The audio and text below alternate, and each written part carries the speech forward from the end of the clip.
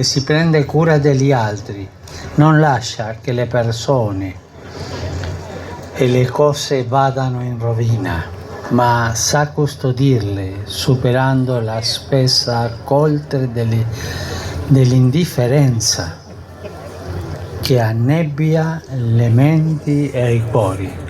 Grazie a voi, perché siete custodi di umanità, perché vi prendete teneramente cura della carne di Cristo che soffre nel più piccolo fratello affamato e forestiere e che voi avete accolto.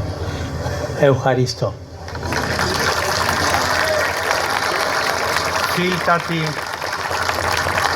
Φίλτατοι αδελφοί και αδελφές, μπροστά στις τραγωδίες που πληγώνουν την ανθρωπότητα, ο Θεός δεν είναι αδιάφορος, δεν είναι απόμακρος.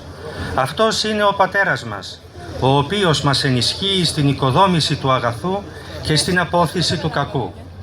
Όχι μόνο μας ενισχύει, αλλά στον Ιησού μας έδειξε την οδό της ειρήνης. Μπροστά στο κακό που υπάρχει στον κόσμο, αυτός έγινε δούλος μας και με την αγαπητική του διακονία έσωσε τον κόσμο.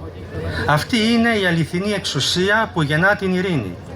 Μόνο όποιος υπηρετεί με αγάπη